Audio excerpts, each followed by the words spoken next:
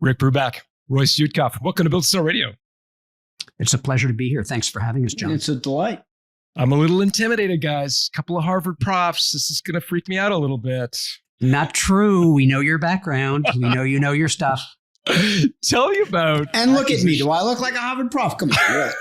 For those of you are listening, you will have to check out the YouTube channel and take a look. But in any event, I'm really excited.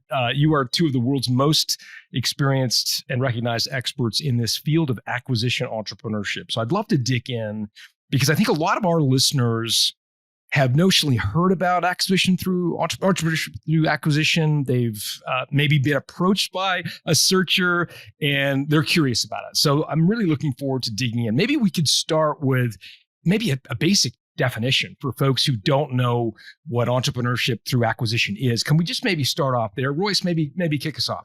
Sure. Well, everyone has kind of heard of acquisition through startup, right? That's the famous bigger cousin to entrepreneurship through acquisition. So entrepreneurship through acquisition appeals to people who want to be entrepreneurs, people like so many of your listeners, but who don't want to take the risk of starting from scratch, or maybe they don't have the big idea that is usually behind some startup, but they're good, practical, scrappy managers. And what they want to do is go out and buy a profitable smaller business, usually from a retiring founder, negotiate some kind of short-term transition agreement where that founder eases the transition, and then that buyer takes over the company as CEO after having organized the transaction. They usually have somewhere between 7 and 15 years of prior management experience in other people's companies, although not usually in the particular industry they buy in. They've lined up some debt financing from banks that commonly lend to the purchases of smaller companies. And they've commonly raised some equity from a group of recurring investors who invest in these so-called search acquisitions or acquisitions, entrepreneurship through acquisitions. And so this happens again and again and again and again to sort of help people who've built a successful business and want to retire and have someone succeed them in running it and organizing the sale and then creating the entrepreneurial dream for this next generation. You teed me up for the question that I wanted to ask first, which was, how do they get the money? As I understand it, these are students coming out of an MBA program. They probably get student debt. They may not have had a lot of success leading into it. Where do they get the money? You mentioned there are banks and there are people that sort of support economically these efforts. Rick, maybe do you want to walk me through, like in a basic layman's terms, how are they getting the money to buy a business? Sure. At the time they go to buy the business, it's not really hard. There's local commercial banks that lend. There are SBA loans designed for these kinds of activities. And for equity investors, there's a lot of people interested in providing private capital at attractive rates of return for these kinds of investments. It's an easy investment to make because it's so transparent to the investor. They're not buying pieces of paper. They're buying, to them, they're actually seeing the business they're buying. They're buying a manufacturing business. They're buying a service business. But they can see, oh yeah, I get it. They mow lawns. I understand what that business is. I understand what people pay. I understand where the employees come from. It's an easy to understand business. And so what Royce and I find fascinating, and I think true more generally than just our experience, is we've been doing this for a little over 15 years, teaching it, doing a little investing on the side, being in contact and being in the flow of this ecosystem for pretty much all of that time. And we've never heard of an instance where somebody purchased a company, wanted to purchase a company that was a good company at a fair price that they could not finance. Okay, let's walk through it. And imagine it's a $10 million company. That's the value that the owner wants. Sure. Let's just walk through the capital structure. How much is that? We should take a step back, right? Sure. Because Because oftentimes people who want to sell think that the value is determined by how much money they want, because they sit down and they say, I want to buy this boat and this condominium, and I want to be able to spend, this much money on travel every year. And I want to buy my new wife a new gift, or my new husband a new gift, and my new husband a new car, my new wife a new ring, whatever it is. And the problem is that's of course not what determines value. What determines value is some multiple of the ongoing cash flow of the firm.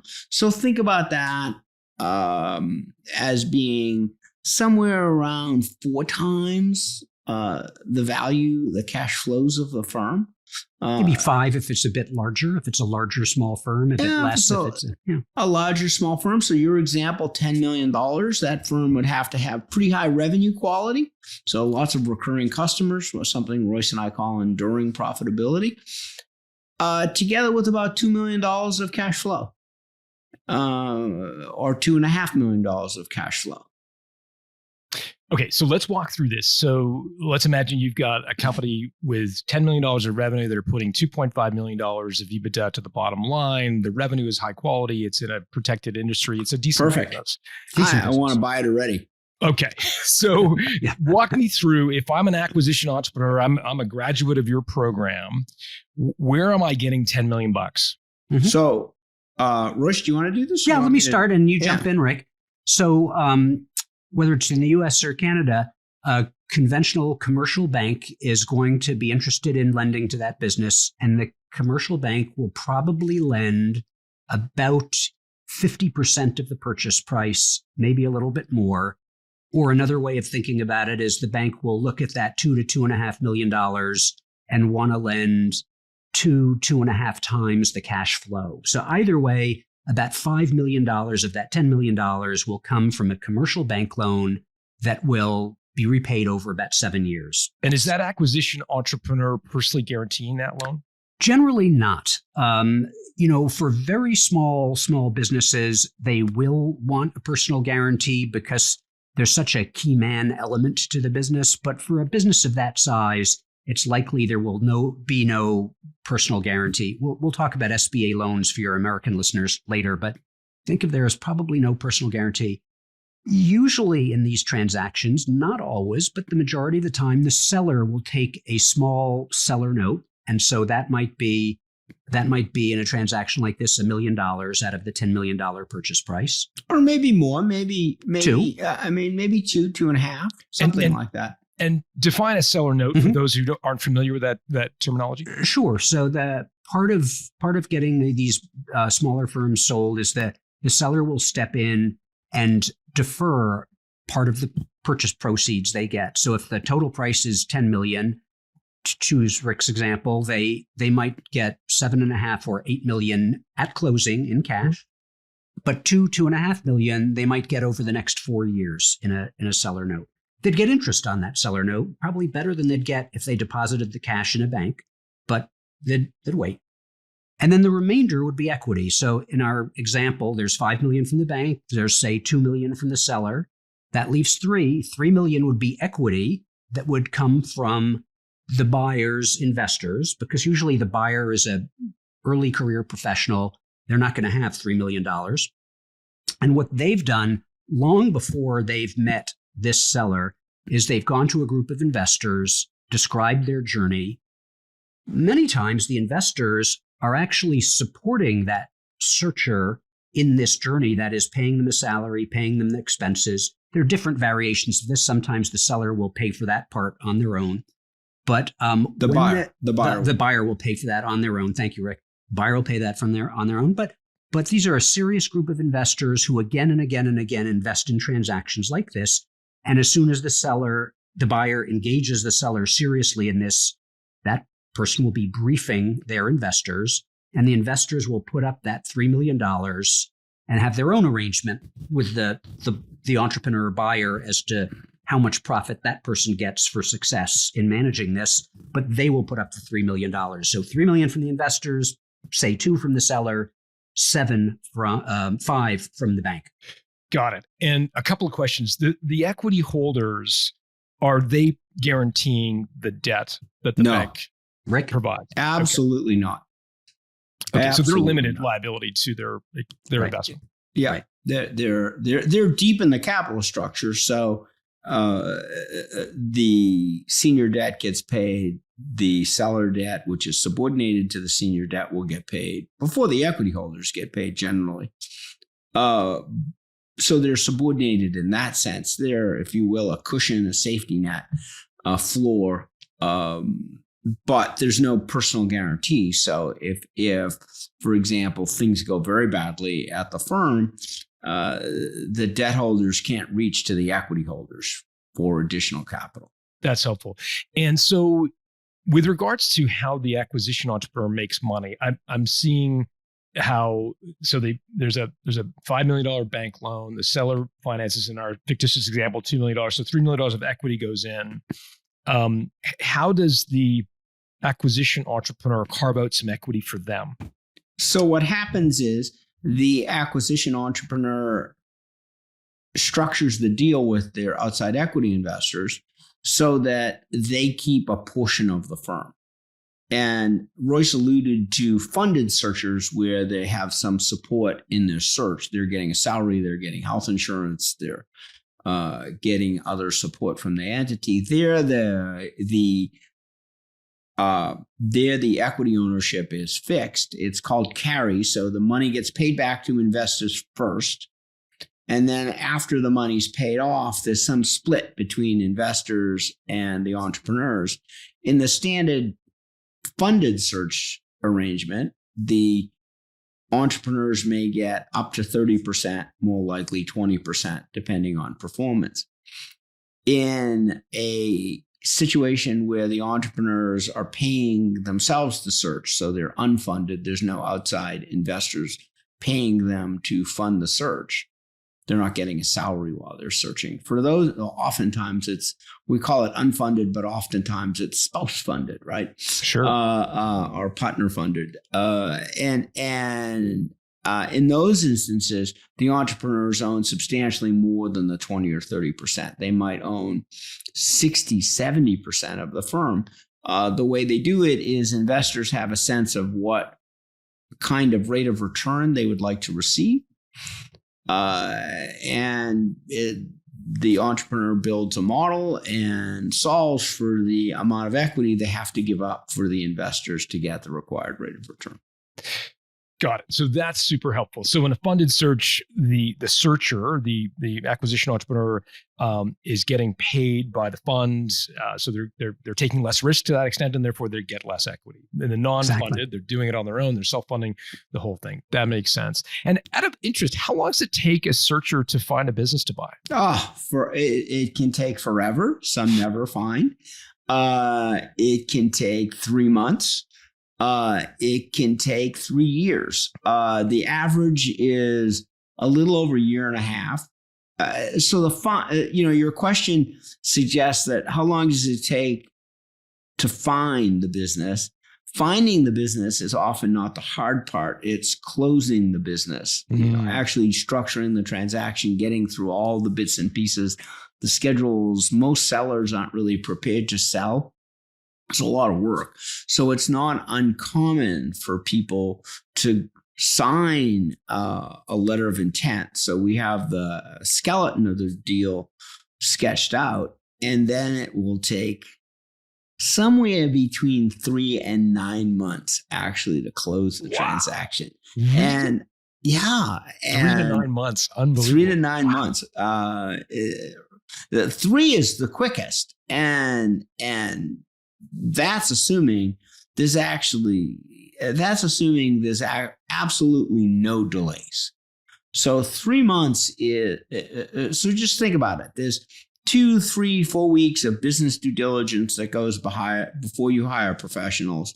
And before you get the information that you can apply for a bank loan with, right?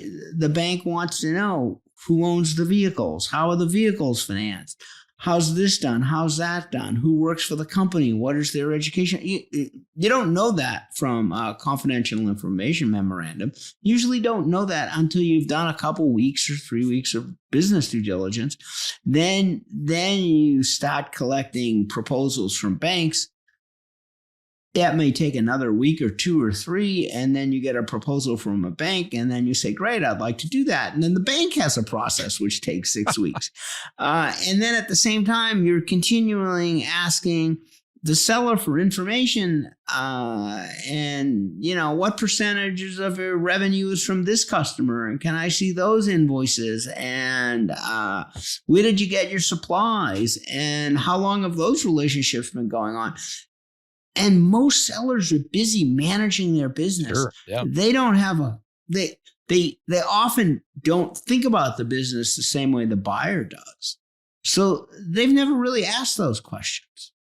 And it sounds like, and I just want to make sure I'm clear, that the acquisition entrepreneur would have the seller sign a letter of intent. Yes. Prior to having the financing lined up. Yes. Oh, absolutely. Because you need the letter of intent.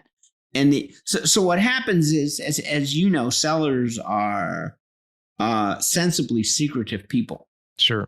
Right? They want to keep information about their business private, and they particularly want to keep information about the sales process private. And so they're not going to reveal the information that the buyer needs to apply for the bank loan until they're under this higher level of confidentiality and exclusivity. And similarly, the buyer doesn't want to bother banks until they know they have the skeletons of a deal. Makes sense. And the letter of intent I'm assuming it would be similar to a private equity acquisition or a strategic acquisition. It would have a no shop clause where yes, the seller agrees not to continue to negotiate with other third parties. Exactly. That's in fact the only binding part of the agreement. Yeah, and that's Rick's exactly right. And a good way to think about what each party is giving here is that the seller is taking the company off the market, usually for 90 days. Mm-hmm. They'll probably extend that, but they'll have seen a lot of evidence that the transaction is moving along by the time they get to that point. But they're taking it off the market for 90 days. And the buyer, of course, is doing a lot of work on due diligence and organizing financing and spending money on accountants and later lawyers. And so that's what each party is contributing once that letter is signed.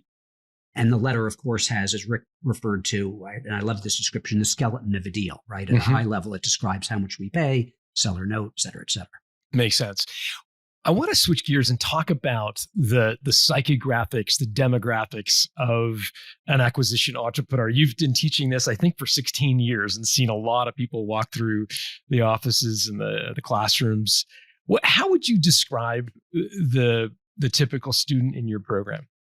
Well, there's no one size that fits all. One of the things that intrigued Royce and I early on was what kind of backgrounds actually work really well. And what we've concluded is we can't tell because we see people who are former consultants, who are former private equity people, who have military backgrounds, and there doesn't seem to be a particular background that leads to success. Similarly, there doesn't seem to be a demographic that leads to success. It's not the case that only men do this. We're increasingly seeing women do this. It is for women who want to both have a career and a family. This is a nice way to have control over how they do that. Nobody's telling them when to travel, when to work, that kind of thing. Rick, if I could just jump in your prior point. Rick and I have always thought, well, we didn't always think this. Actually, we went through a few years where we were mystified as to how this could be. How can we not put our fingers on the forehead of someone and detect whether they'll be a success at entrepreneurship through acquisition? Because we are Harvard professors after all.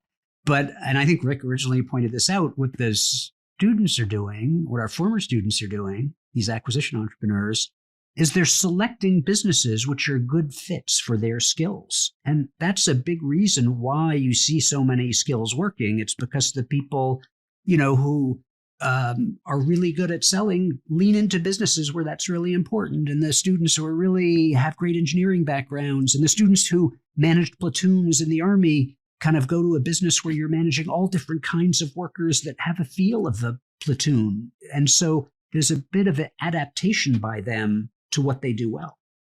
Mm-hmm. I must admit a bit of a bias, and so you can correct me, and I'd love for you to do that. I listened to one of the episodes of your podcast, the most recent one with Betsy, who is an acquisition entrepreneur. Mm-hmm. People should check out your podcast as well. We'll link up to it in the show notes. But she was what I would describe as out of central casting. I mean, she was a Vanderbilt grad, right? So this is like a prestigious, very, very hard to get into university.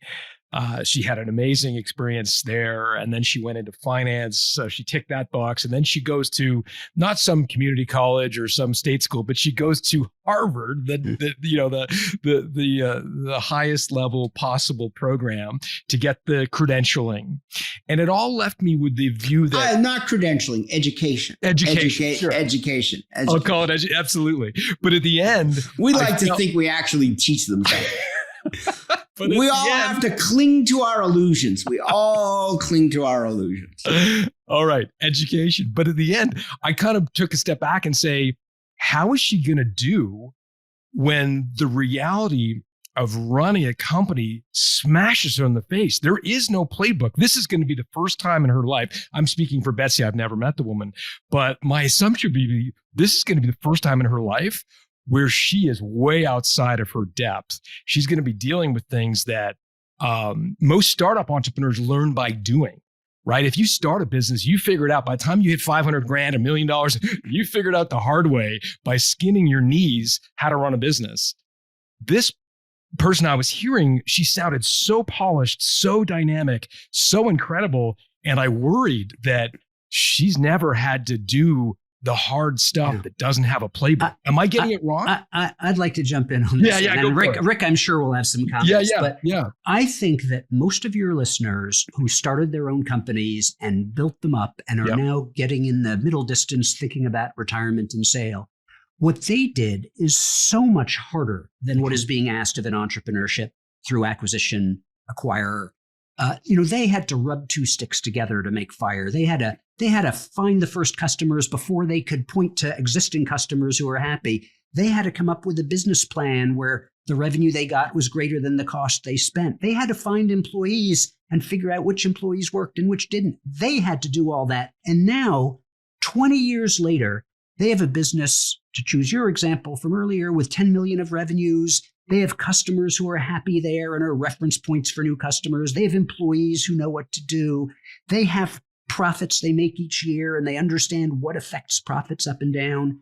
And so this is far more understandable to a new person who is a trained manager who's had half a dozen or 10 or 15 years of experience, far more understandable than what they had to go through in starting a business. And not only that, but as part of these deals, these owners will spend 3 to 12 months, an average probably of 4 to 6, transitioning, being there for phone calls and explaining the history. So it is a much more noble task to a smart, energetic person than it would seem at first, as evidenced by the success rates of doing this. Rick, would you add anything to that? I would add so much to that. Jump in.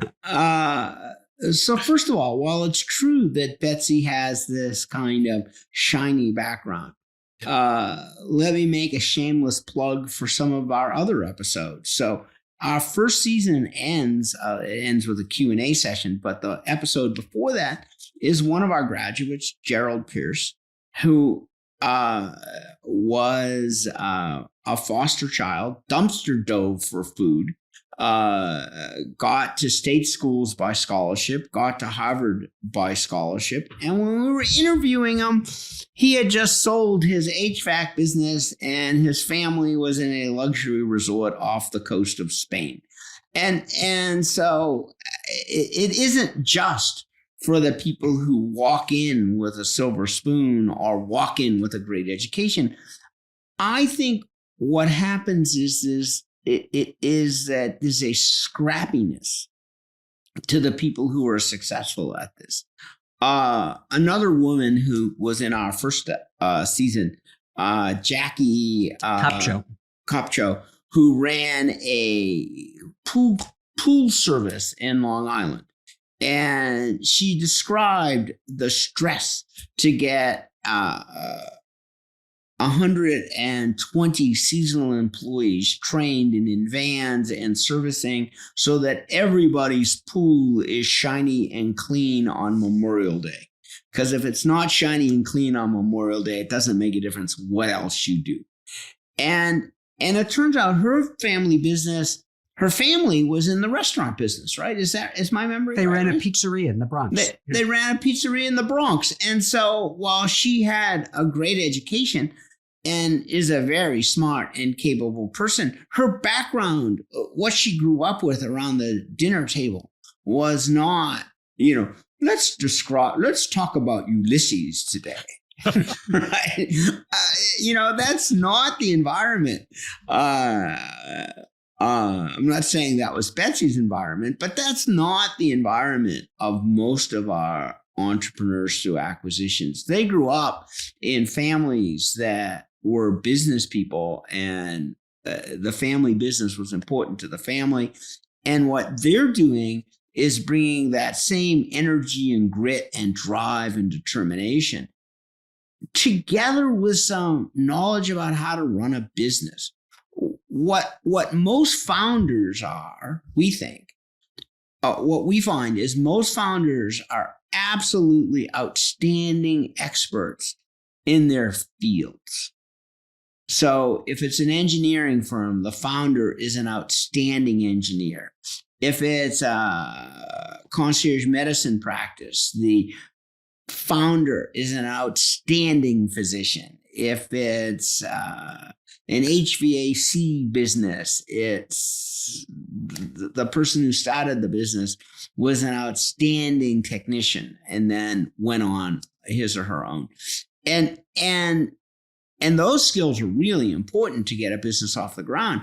But most businesses will reach the point at which you actually have to know something about management to take it to the next level. And our students, some of them have those technical backgrounds, but some of them don't. And many of them don't. But what they do have is the knowledge of business basics to get those businesses to the next level. And I just think it's remarkable that nobody would think that an engineer doesn't bring value to the business, right? Of course, the engineer brings value to the engineering business, right? But the manager also brings value to the engineering business. And at a certain size, the business can employ engineers, but the manager is the person who's deploying those assets. At some point, the founder's skill set just becomes, I don't mean to minimize it, but becomes a fungible asset in the business. And that's when you know it's ready to sell. Rick, when do you think that happens? At what size? I don't think it's size dependent. I think it depends. There's a moment in which somebody starts a business and in the beginning, the business is fundamentally a job. And at some point, the business stops being a job and starts being a business. And you sort of know this when, I think you know this, when the founder no longer gets to do the skill that they love doing that brought them into the business. So the person who wants to make artisanal bread now finds himself running a bakery with 100 people, and he's spending all his time on HR and finance and managing the real estate and employee benefits and customer delivery schedules, and hasn't baked a loaf of bread in a year. Now he's being a businessman, not a baker. And the question is, was he a better baker than a businessman? I don't know. Depends on the person, right? But why do we think, you got to learn how to bake. You got to also learn how to be a business person. But a lot of these great entrepreneurial businesses, they're successful because of a delicate alchemy. And in part, it's the soul of the company. It's the instinctive leadership of the founder who knows how to deal with the customer in a certain way, who knows why a word on a website is bad or good. And that's very hard to teach a manager.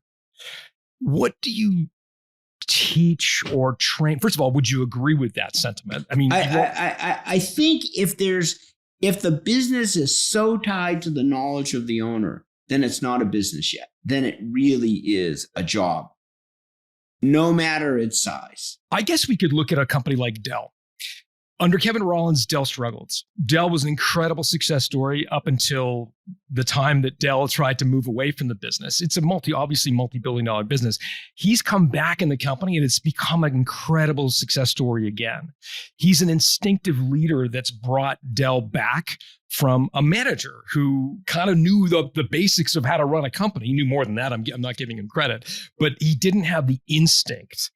I would argue there are, Steve Jobs would be another example. There are lots of, very celebrated examples of this where the entrepreneur has to come back into the business, even at a very big size, because they're the only ones who understand the soul of the company. And I would say two things about that, John. First of all, that what the stories you just related are true stories, but I think for every one of those stories, we could look at many more stories of the business that outgrew the founding entrepreneur, where he or she just didn't know how to manage the business and got lost. And frankly, the most common story is the entrepreneur builds a great business. They're now more of a manager than they were, the creator of the services. And also, as they've gotten older, their priorities change. Suddenly they find they have more money than time, and they want to act that way. They don't want to work 70 hours a week. They want to work 35 hours a week.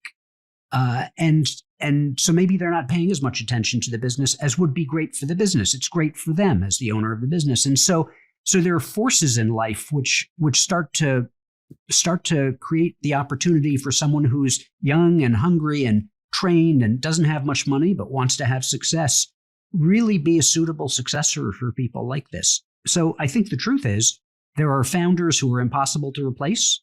There are founders who ought to be replaced. And then most of them go in the category of they can be replaced. But they can be replaced, particularly with their help. So we're the 0 to 1, the Peter Thiel, there's most, I think, entrepreneurs, I think many of our listeners would fall into that. They're great in the startup, right? They're great for the first couple of million in revenue, first 10 employees, and then feel a little out of their depth when we're starting to get into 30, 40, 50, 100 employees. Right. And so I think they would concur. I'm just pushing the envelope to say, and when they say they're working 70 hours a week and maybe they don't want to work 70 hours a week, I think it's not so much they don't want to work the 70 hours a week.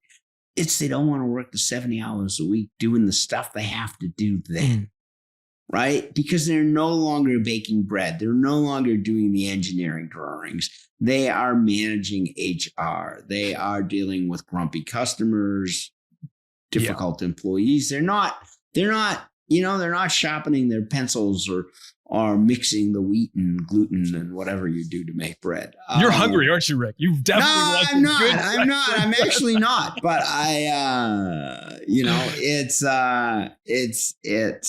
it's remarkable how things like we say baking bread, and it's like I should know that, right? I feel like I'm at a George Bush moment, if you know what I mean. Like milk. What's a gallon of milk? Is it $50? Is it $2? Right. I don't actually, I mean, I've thrown ingredients in a bread maker and pressed the button, but that's really it. Let's go back to where we started this portion of the conversation, which is I was trying to put my finger on like what, how would you describe psychographically, demographically? And so what I've heard, I think it'd be fair to say if you took a survey of Harvard Business School graduates, you'd have a portion that would go into consulting, a portion would go into investment banking, all of whom would have very, very, thanks to you, all incredible skills that they, education about business. It sounds like your graduates from your program combined those same business chops, expertise, with a degree of scrappiness and willingness to get their, hands dirty and sleeves rolled up that perhaps the grads that go into investment banking or go into consulting may not have. It's the scrappiness plus the education that makes the ideal acquisition. And the drive. There's a lot of drive. There's a lot of drive. And, I'm a big fan of saying success is a delicate mix between confidence and humility. And what I think is true about the people who are successful in this place is that they really do have an interesting balance there. That they have confidence in themselves, but they're willing to walk into the entrepreneur and say, I don't actually, I've done all the studying I can to learn about your business. I've worked really hard to understand it, but I need to learn from you. I'm not going to come in and say, let me tell you how to run your business. They don't do that. But they absorb like a sponge. So what's the pitch for an acquisition entrepreneur? Because if we go back to our hypothetical $10 million business to doing $2.5 million of EBITDA, let's imagine it's an HVAC company, 50 employees. There are a lot of people that want to buy that business today. There are private equity groups rolling up HVAC businesses. Mm-hmm. There are probably strategic regional players that want to add another HVAC company in a new city. And then along comes your grad. How do they compete against a potential private equity buyer willing to pay a premium, a strategic acquirer, again, willing to pay a premium? Royce, you can do that if you want, but I was going to say they probably can't. Okay. Yeah. Well, I'd say two things. Actually, yesterday, Rick and I had in class a HVAC company founder who sold his business to a searcher, but we'll talk about that in a moment. Go ahead. I want to follow up on Rick's comment because he's right. There are businesses where there is a lot of private equity interest. So in HVAC, your perfect example, John, there are lots of private equity buyers. You can line them up. You can get a bidding contest going and sell them. But for most smaller businesses, there aren't a lot of private equity buyers for at least two reasons. Even though these are very high quality companies that any sensible person will want to own. The first is they're small. And the economics of a private equity firm don't favor buying smaller businesses because, they live off a management fee and a share of the profits they make for their investors. And if they can do larger investments, it is much more lucrative for the firm than if they do lots of smaller investments, which are very labor intensive. So small sort of turns off a lot of private equity firms. And the second is that the owner, founder, CEO is often selling as a step towards retirement. And now that private equity firm not only has to do the work of buying a small firm, deploying a small part of their capital, but they have to do the extra work and take the risk of bringing in a successor, making sure that person works, doing all the work of hiring them and vetting them and supervising them. And that is not an attractive combination for most private equity firms. Yeah, it's really hard to do and not always successful. Exactly. And so what many of your listeners are going to find is those buyers aren't that keen. The kind of buyer who's keen is someone who is capable of pulling together a transaction, the equity, the debt, and structuring it, and then wants to run it as CEO. And in addition, what they want to do is they want to be the founder. They want to run that business for 5 or 7 or 9 years. And some founders actually place value on that separate from just getting a sale done. That's the first most important reason. But they just say, I don't want my company just subsumed into some larger holding company. I don't want the employees laid off by some heartless PE firm. I want someone who sees this as a business to curate for 7 or 9 years. Rick, would you add something to that? I would add, just a few things, Royce. One is that your example is a one that tilts against the searcher, because HVAC is, of course, a business that has attracted lots of private equity interest, and most of the buyers of HVAC companies eliminate the management and just roll the clients into the larger company. So, and in your example of $2.5 million of profitability, it's at the borderline where it's a standalone entity for a small private equity firm. Make that a $1 million or $750,000 EBITDA business. Private equity isn't going to touch that ever because it's just way too small. Now, it may get rolled into another portfolio company, but then you need to think about that many small businesses are in these niches that you might never even have heard of, except you're looking for the small business. And it's remarkable. You find these little manufacturers of custom batteries, of this, of that. services that you didn't even know existed. People have, very successful careers in running. And so these businesses aren't subject to roll up because they're kind of idiosyncratic. They're not easy to roll up.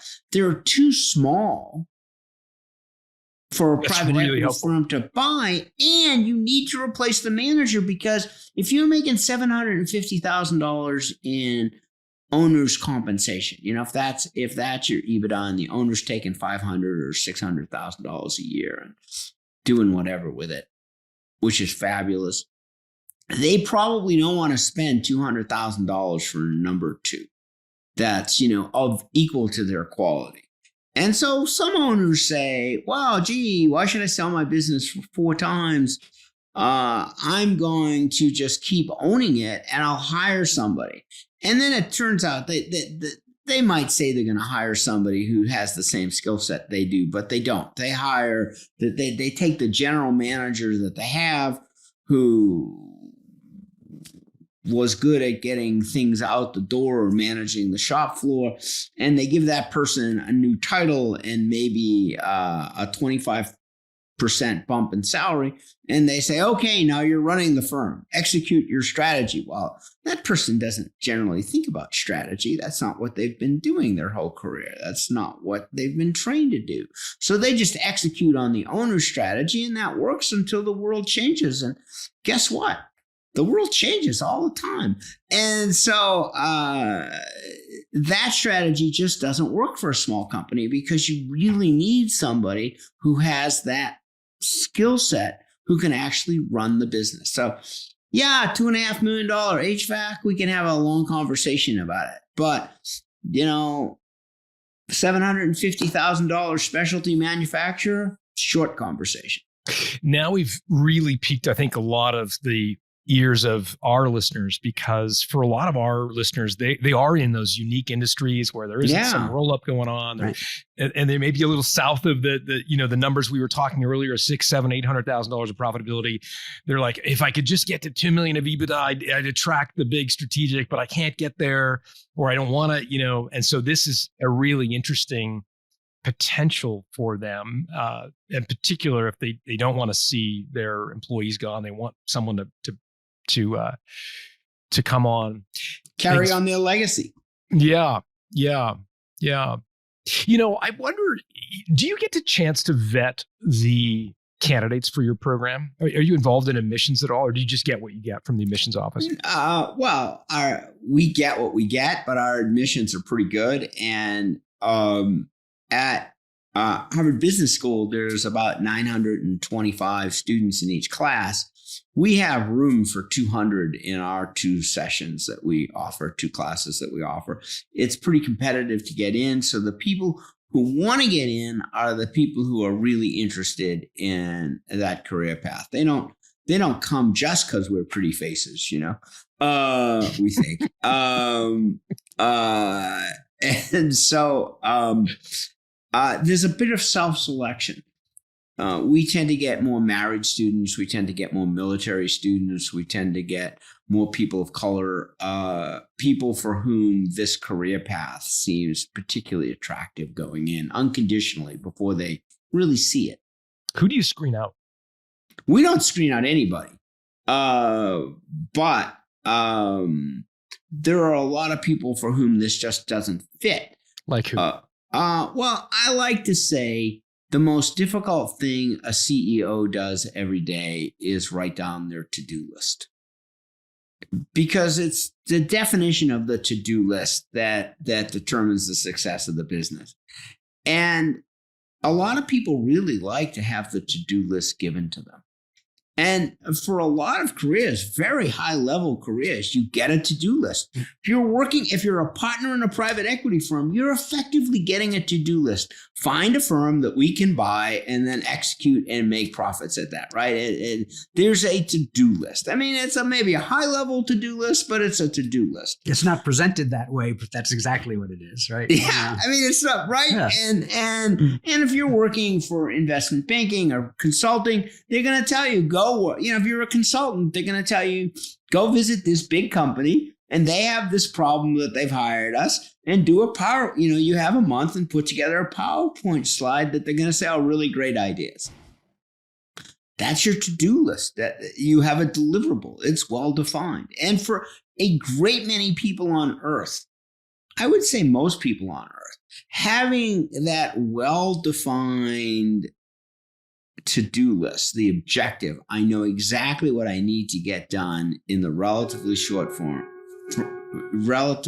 term, and there's somebody smart telling me what that is, that makes people happy.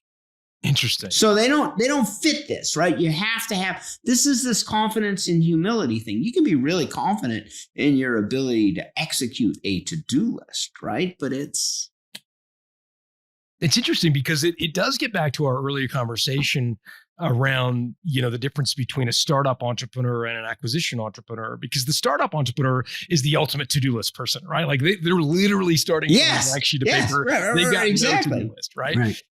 It sounds like the folks that you're educating are somewhere in the middle. They don't want to sit in the 64th floor of the Bank of America Tower and just doing out the PowerPoint presentation. And at the same time, if they were truly total blank slate thinkers, they would probably start something rather than buy something. Maybe so there's somewhere in the middle. Maybe I don't know that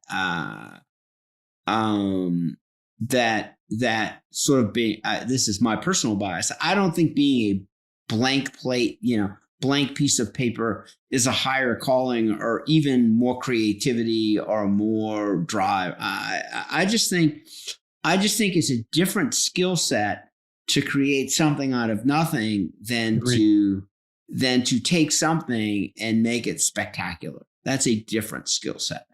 It's pretty typical for our students when they take over a company, things don't really move a lot in the first year. But if you look 5 years out, most of those businesses are double or triple the size they were when they bought them. It's amazing.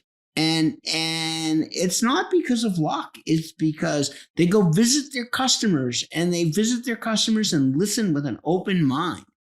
They look at their marketing materials and they don't say, this is the way we've always done it, so we should keep on doing it. They're saying, gee, maybe we should go to Google Words and, get higher in the search engine. And maybe that's how we should market, or maybe we should market at trade shows, or maybe we should do belly to belly sales. But they're open-minded to a bunch of alternatives. And I think that's special and different than founders. When does it not work? You've been a tremendous advocates, both of you, for this working. And I think in large measure it does. You've got a tremendous case studies in all your podcasts of real success stories. I'm sure there are some examples where it breaks. Can you share some examples or commonalities where it doesn't work? I mean, you said this is going to air relatively soon. So, I can't tell you the number of communications I received in the last week from firms I know well and former students who have international trading partners with Mexico or Canada who suddenly find themselves in like, what do I do now? And that's kind of like, wait till tomorrow. It could be different. So look, bad luck happens. The world changes in various ways. And so there are these external forces sometimes that happen that you can't see. And that certainly happens to people. Some people buy businesses, that are broken and they think they can fix them. They're going to buy a business. They're trying to buy a business in a cyclical industry at the bottom and be ready for the rocket ship recovery. But if they get that bottom wrong and it goes down, down, down another few years, they find themselves quite sad or miserable. Sometimes people make due diligence mistakes. They just don't understand the businesses they're buying.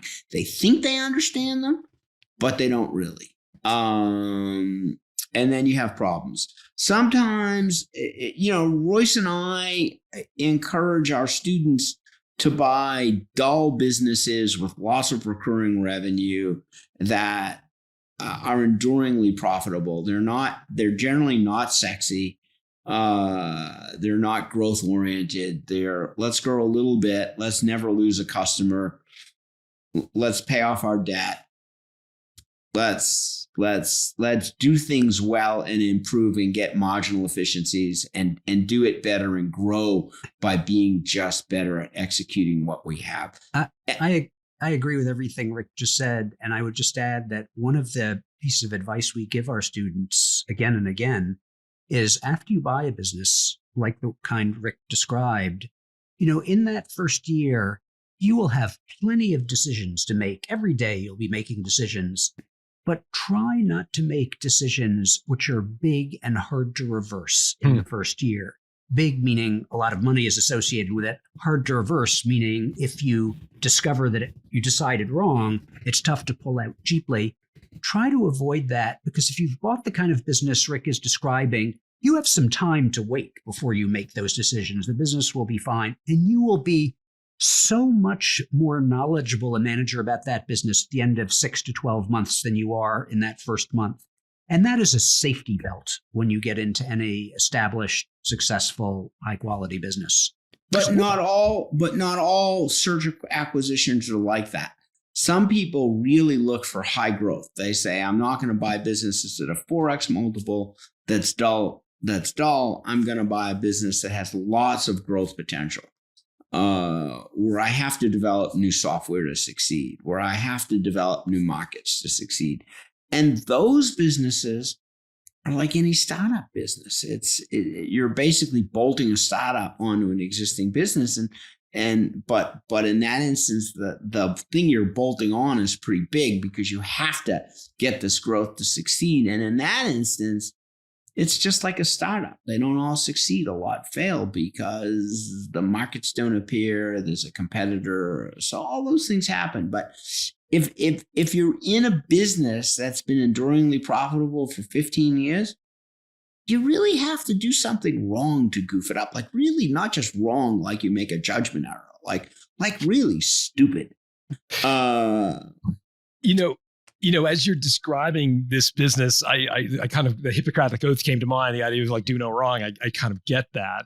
The other train of thought that happened for me was, if I were an employee in one of these businesses that has been there for 17 years or whatever, and this young hotshot, 20 years my junior, Harvard educated new owner shows up, I'd be kind of looking at them and saying, okay, like, what are you gonna decide to do anything? Or are you just gonna sit there and smile at me and say, do no wrong? And so I wonder, what coaching do you give these entrepreneurs, these acquisition entrepreneurs, in it to do ingratiate themselves with the employees who are in these companies that are doing the work? Like, is that something you talk about or educate them on? Is how to ingratiate themselves with the employees of the company? We have a class guest who talks about how in a light manufacturing business out in the oil fields, he talks about how he discovered his biggest value add was unplunging the company toilets. Because if people couldn't use the toilet, they actually couldn't do their job. And so as soon as the toilet got plugged, he dropped what he was doing and went and plunged the toilet and cleaned out the bathroom stall.